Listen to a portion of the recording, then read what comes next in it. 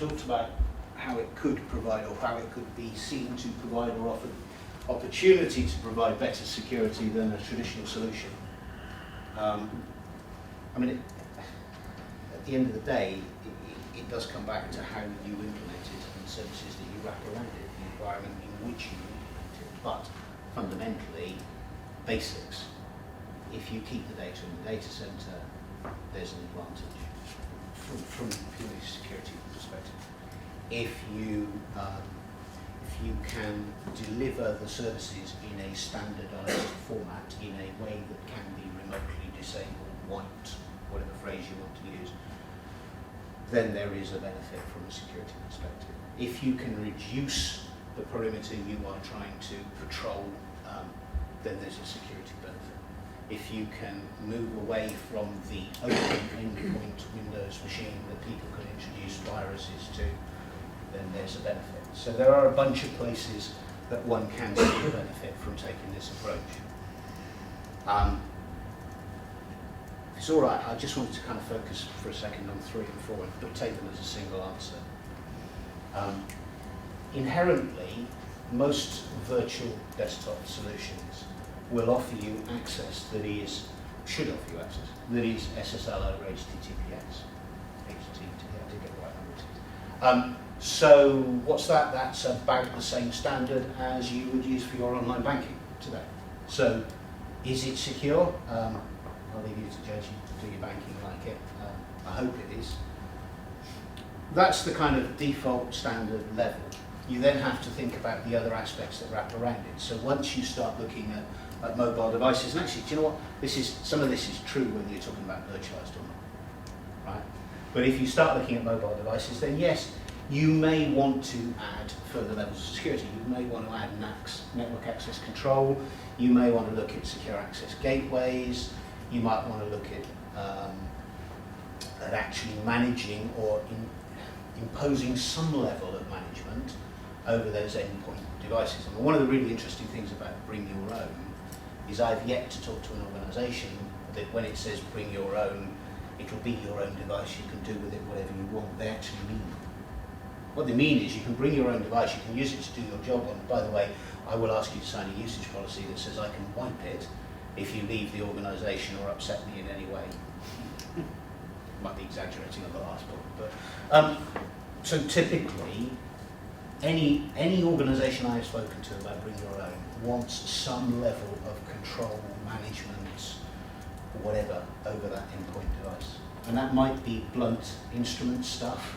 That might be, I will wipe it if anything goes wrong. If you tell me you lost it, I will immediately wipe it. If you tell me you're leaving the company, I will immediately wipe it, etc., etc. So it might be something like that.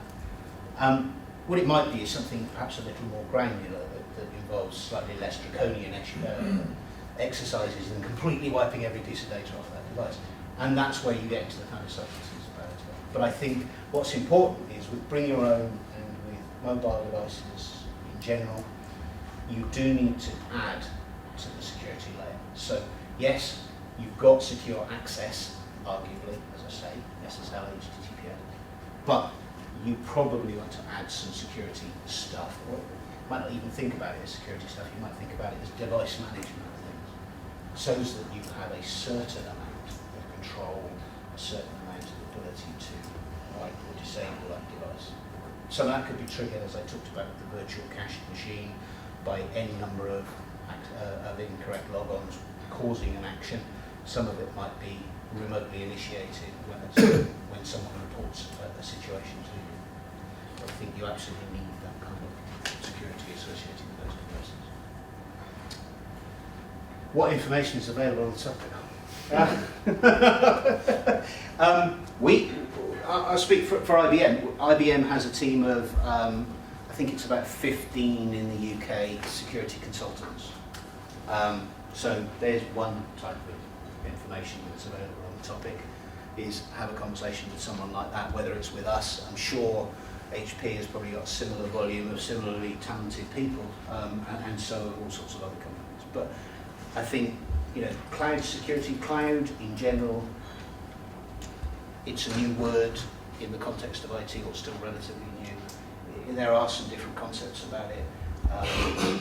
Talk to someone about about it is honestly the best answer. You can read loads of stuff, there's loads of stuff on the internet, there's loads of stuff on, you can look at our X-Force website, there's loads of stuff you can read. Fundamentally, what it boils down to is what is the impact on your organisation, not on the generic organisation. So my honest answer to that would be talk to someone who does know about it. I should also say that 12 months ago, security was the biggest challenge to cloud. Now I talk to clients, they're rephrasing it as legislation, compliance, local laws or supplier requirements. It's become acknowledged that you can address or you can put services or receive service from the cloud securely, but it tends to be more local issues or government issues or legislation issues that maybe haven't caught up with the technology.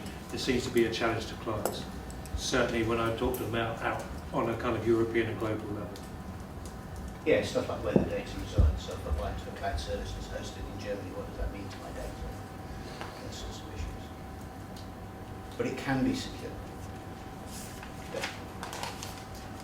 Sorry, I didn't want to spend lots of time talking about that, but because I think we've touched on security quite a few times. But if anyone's got any questions, I'll do my best to answer them. But it may be me saying what you really need to do is talk to a real specialist in security, if they're very detailed.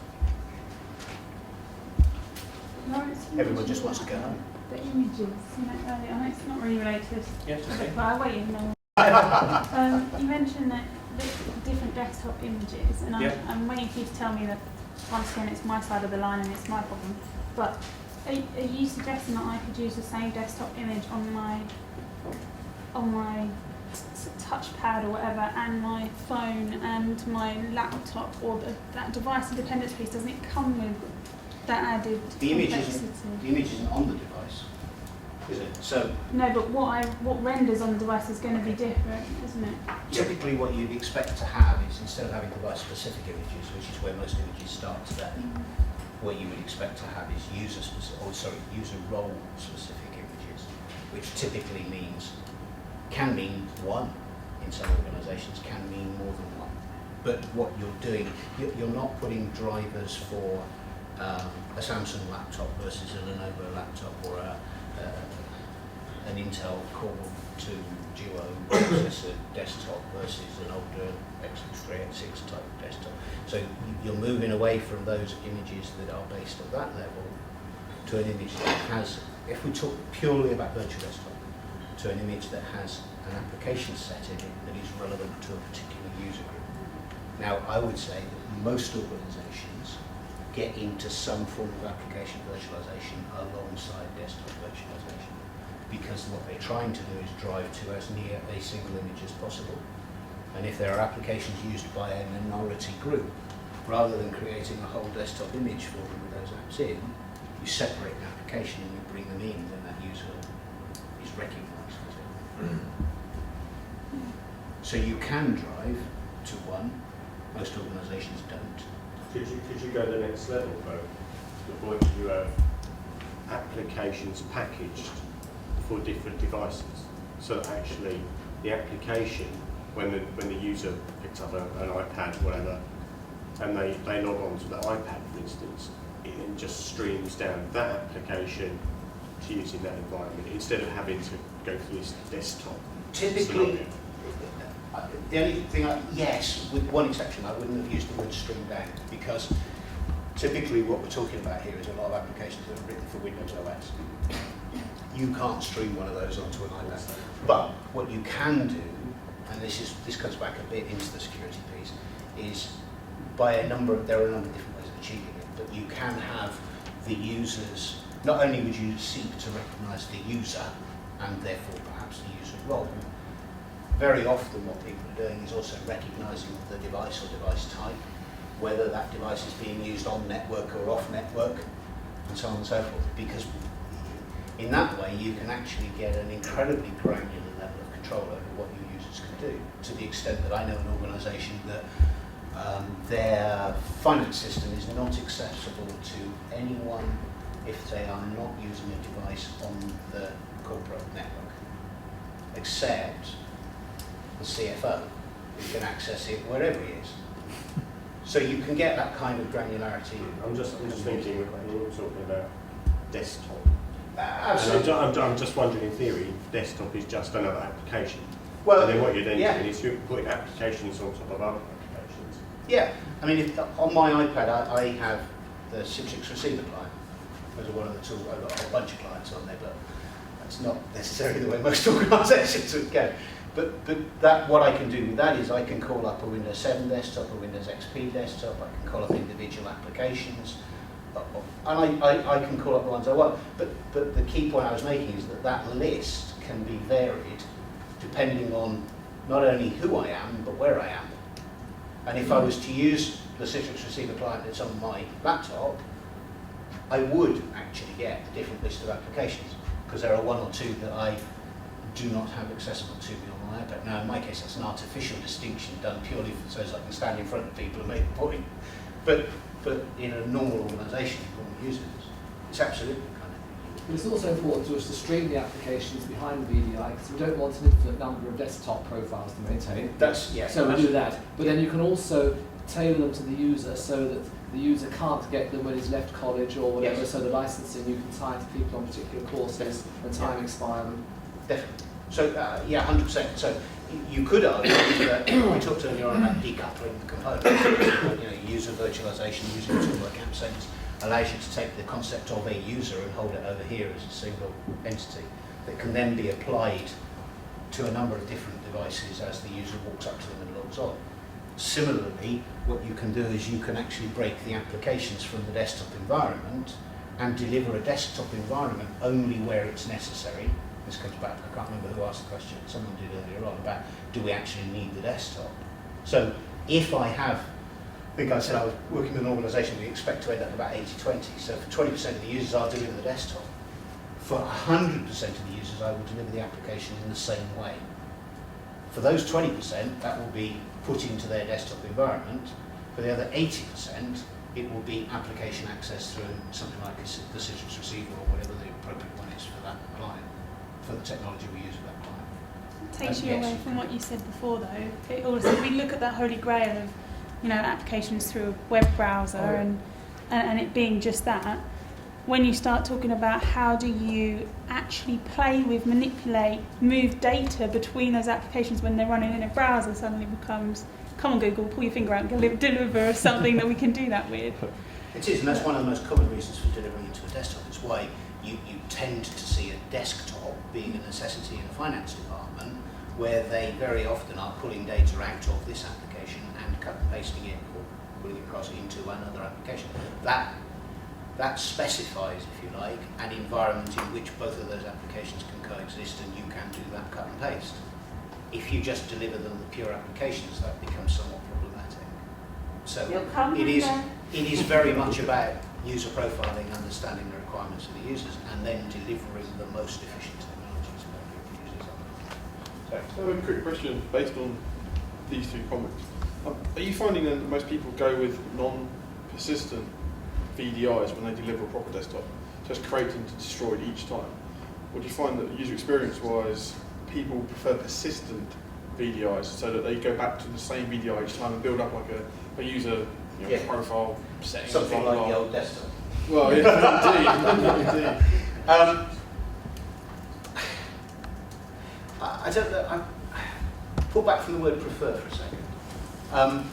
I would say more organisations start off looking at persistent than non-persistent, because that is the most like what they've got today, and people don't like change, so you try and minimise the change.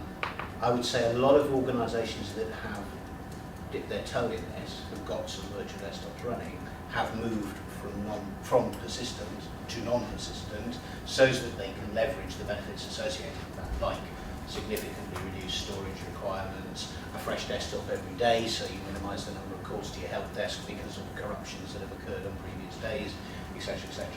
Now,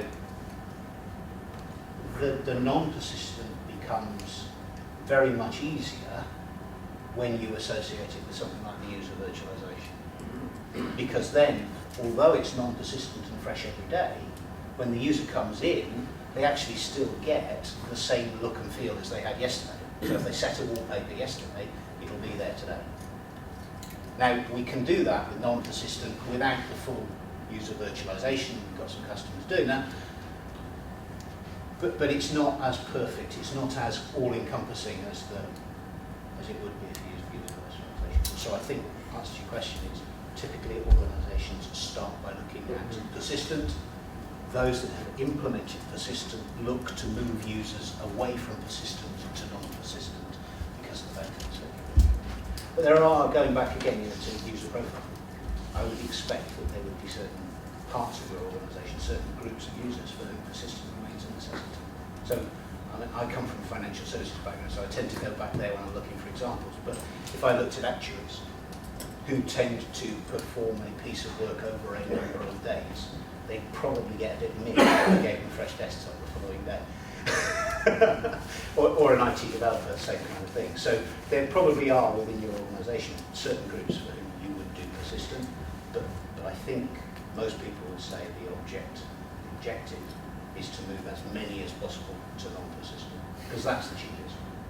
We have some persistent virtual desktop instances that we use for outsourced staff, and you have the problem is you have exactly the same challenges you have with traditional desktops. You want them to turn them off at the end of the day. Do they ever? No. So do they get patched when you think they're going to get patched? No. And so it would be great if we could just say, they're going to die when you log off. But they use the same drivers as he suggests to keep them. I'm doing this report half today, half tomorrow. I don't want to log off and all that stuff. But what you can do is you can close them down. The advantage of the virtualised environment. Yeah, if you really want to switch them off, you can. It's easier to shut those down and patch them because you determine that that's what you're going to do than it is when you have a flat client. I know it's possible using Wake Online. And when you look at the big business cases that have been successful, a couple of clients we've talked about, they were looking at a 60-40 to persistent, non-persistent. So the bigger part being non-persistent, with the investment balanced against buying a profile virtualization technology. So that's how they said that way they could drive down the amount of persistence over time. Some organizations just simply decide, I'm timing out budget-wise, I can't afford to do what I've done before. Like it or not, it's non-persistent, that's it. These tools are, big time on this sort of kind of thing. They refresh the environment like this. And also, I think, you have the option to have both, and just striking that right balance. The other great thing you can do, of course, is you can allow them to have huge desktops. I'll go back to my actuarial example. Actuaries used to insist on having still do? Yeah, a bank of PCs to do their stochastic modelling on, however often they do that, quarterly, which is a real nightmare, real pain in it, because they're completely non-standard, they're only available to them, move them to a virtual machine course, and you can just let them have a big virtual machine. So for that week, or whatever it is, every quarter, you have one of them running on one blade all by themselves. But that's actually a lot cheaper than having a whole bunch of PCs sat doing nothing for 40 weeks of the year and being busy for 12. So there are things to look at like that, and that comes back to that, how do you make the kind of business case, really, is actually looking for those kind of opportunities where you can change the game.